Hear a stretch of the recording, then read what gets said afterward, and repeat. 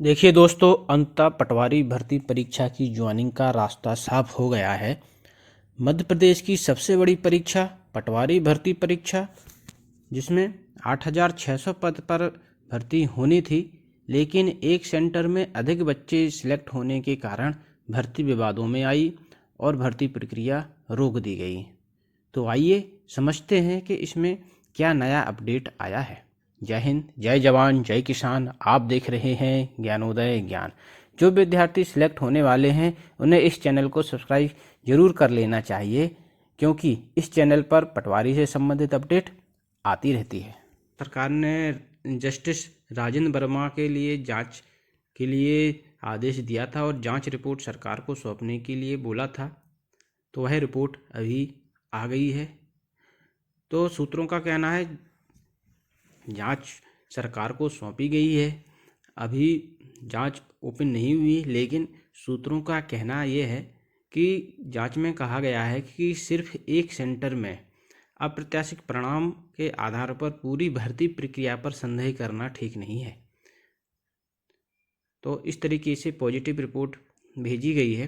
तो अब केंद्र सरकार के पाले में है, जांच रिपोर्ट के आधार पर सरकार फैसला ले, ये भी कहा गया है।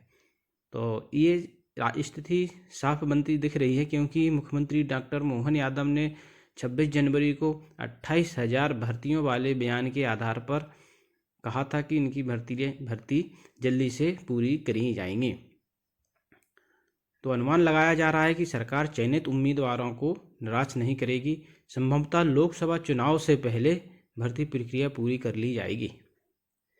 जांच रिपोर्ट में कहा गया है कि जो एनआरआई सेंटर जो ग्वालियर है, उस पर उसकी जो कार्यप्रणाली है उस पर जरूर सवाल उठाए हैं।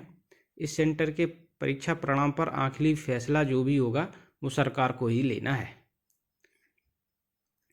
जब जस्टिस राजेंद्र वर्मा से पूछा गया तो उन्होंने इस बारे में कुछ कमेंट्स करने से मना कर दिया गया है। लेकिन सामान्य प्रशासन विभाग के अतिरिक्त मुख्य सचिव विनोद कुमार ने बताया कि जस्टिस वर्मा ने मुख्य सचिव वीरा राणा को रिपोर्ट सौंप दी है।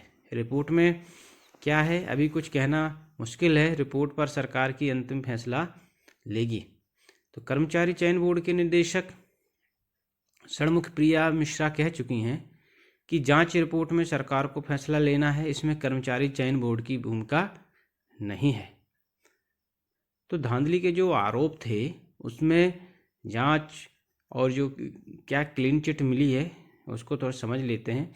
जैसे कि एक ही सेंटर से 114 लोग सिलेक्ट कैसे हुए, ये सवाल था। तो इसमें कहा गया है कि जो परीक्षा के लिए 78 सेंटर बनाए गए थे टोटल, उसमें ग्वालियर का जो एनआरआई कॉलेज अकेला सेंटर नहीं है जहां पर 114 लोग सिलेक्ट हुए। कुछ सेंटरों में 250 से भी ज़्यादा उम्मीदवार मेरिट में आए हैं, लेकिन एनआरआई कॉलेज ज़्यादा इसलिए हाईलाइट हुआ क्योंकि वहां पर टॉप 10 में ज़्यादा बच्चे टॉप 10 के ही वहां पर आए थे। इसके बाद 10 में से 6 दस्खत हिंदी में थे। जो टॉप 10 में विद्यार्थी थे उनमें से 6 लोगों ने दस्खत हिंदी में किए थे। अमूमन हिंदी में कम साइन होते हैं, तो इस पर भी शक की सुई गई थी, तो बाकी ने अंग्रेजी में किए हैं। तो इसके लिए जस्टिस की रिपोर्ट में ये कहा जा रहा है कि हिंदी में दस्तखत करने वाले उम्मीदवारों के अंग्रेजी में 13 से लेकर 23 तक नंबर हैं, यानी किसी के भी पूरे 25 में से 25 नंबर नहीं हैं। इनमें से सभी टॉपर एक ही शिफ्ट में परीक्षा देने नहीं पहुंचे, सभी अलग अलग शिफ्टों में परीक्षा में शामिल हुए। अलग अलग तारीखों पर ही इन्होंने परीक्षा के लिए आवेदन किया है। तो ये एक साथ इस तरीके से नहीं मिल रहे थे कि एक साथ कोई रैकेट इनको चला रहा है। और जो दिव्यांग नहीं है वे भी दिव्यांग कोटे से चयनित कैसे हो गए, ये भी मुद्दा था। तो इसमें प्रक्रिया साफ है कि इसमें आवेदन करने के दौरान कोई दस्तावेज नहीं मांगे जाते हैं। आप उसको दिव्यांग में सिलेक्ट करके दिव्यांग कोटा सिलेक्ट कर सकते हैं, लेकिन जब परीक्षा पास होने पर नियुक्ति होगी तो उसमें दस्तावेज वेरिफिकेशन में इनकी जांच होती है, इसलिए इसमें कोई दिक्कत नहीं है। अगर किसी ने झूठा दिव्यांग के लिए विकलांग सर्टिफिकेट लगा दिया है, तो जब डॉक्यूमेंट वेरिफिकेशन होगा, जांच होगी, तो उसमें वह सामने आ जाएगा। जैसे कि नवंबर 2022 में पटवारी सहित जो ग्रेड 3 के 9,200 पदों के लिए कर्मचारी चयन आयोग ने नोटिफिकेशन जारी किया था। 15 मार्च से 26 अप्रैल तक 78 सेंटर पर परीक्षाएं हुई। परीक्षा के लिए 12,07,963 उम्मीदवारों ने आवेदन किया था, जो कि एक रिकॉर्ड था। मध्य प्रदेश में इतने लोगों ने किसी एक परीक्षा के लिए आवेदन इससे पहले कभी नहीं किया था। और परीक्षा देने के लिए इसमें 9,78,270 उम्मीदवार परीक्षा में शामिल हुए थे। तो 30 जून को रिजल्ट आया और 8,617 पदों के लिए मेरिट लिस्ट जारी हुई। बाकी पदों के रिजल्ट रोक दिए गए थे। लेकिन इसी दौरान ग्वालियर में एक ही सेंटर पर एनआरआई कॉलेज में 10 में से 7 टॉपर एनआरआई कॉलेज के सामने आने के बाद परीक्षा पर सवाल उठे और परीक्षा में धांधली के आरोप लगाते हुए लाखों छात्र प्रदेश के शहरों पर इकट्ठे हुए, जिसका भी मैंने वीडियो बनाया था। विधानसभा चुनाव से ऐन पहले युवाओं की नाराजगी को भांपते हुए तत्कालीन मुख्यमंत्री शिवराज सिंह चौहान ने 13 जुलाई की शाम को ट्विटर के माध्यम से परीक्षा की जांच करने की घोषणा करके ज्वाइनिंग रोक दी। तो 19 जुलाई को इसके बाद जस्टिस राजेंद्र वर्मा की अध्यक्षता में एक सदस्यीय जांच आयोग गठन किया गया।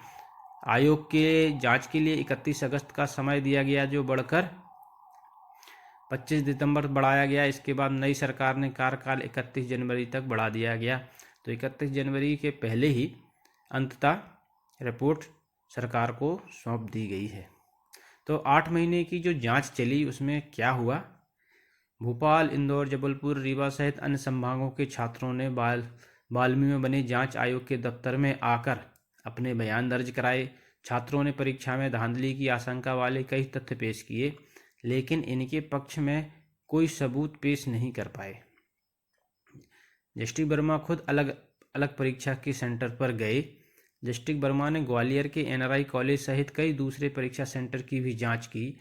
इसमें व्यापम से मांगी गई जानकारी से यहाँ की पूरी प्रक्रिया को वेरीफाई किया। इसमें बताया गया कि किसी खास सॉफ्टवेयर की मदद से यदि कोई सिस्टम को रिमोट पर ले ले, बस यही धांधली की आशंका है। बाकी सिक्योरिटी प्रोटोकॉल में कहीं कोई गड़बड़ी नज़र नहीं आई, लेकिन सिस्टम को रिमोट पर ले ये जाने के संबंध में कोई पुख्ता सबूत या साक्ष्य उपलब्ध नहीं हो सके हैं।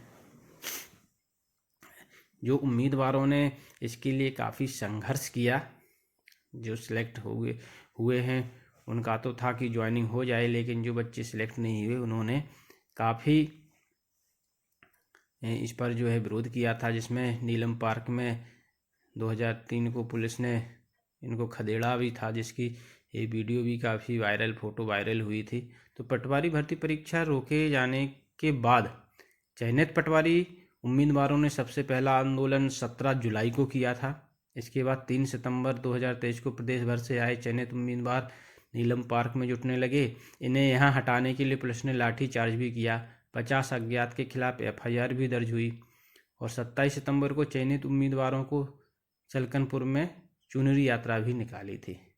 अब जांच रिपोर्ट पर सरकार क्या फैसला ले सकती है, इसके बारे में समझ लेते हैं। जैसे कि डॉक्टर मोहन यादव के मुख्यमंत्री बनने के बाद रोजगार के मसले पर यह सबसे अहम फैसला होगा।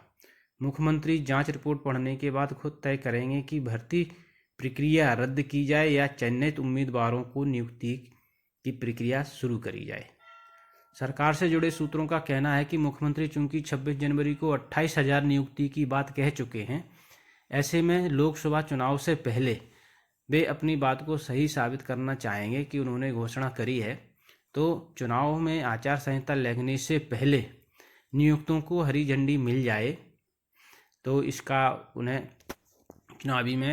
चुनाव में लाभ भी मिल सकता है। यदि वे जांच रिपोर्ट के बिंदुओं के आधार पर भर्ती प्रक्रिया को रद्द करने का निर्णय लेंगे, तो इससे ये मैसेज भी दे सकते हैं कि मुख्यमंत्री शिवराज सिंह चौहान की कार्यकाल की गड़बड़ियां हैं और अपना कार्यकाल को ये स्पष्ट कर देंगे। तो शिवराज ने जब जांच के आदेश दिए थे तो पटवारी भर्ती परीक्षा में धांधली का आरोप लगाते हुए पिछले 13 जुलाई से पूरे प्रदेश भर में जब उम्मीदवार सड़कों पर उतर आए, तो रात 8 बजे तत्कालीन मुख्यमंत्री शिवराज सिंह चौहान ने इस मामले के जांच के आदेश दिए थे, जो हमने पहले आपको बता दिए हैं।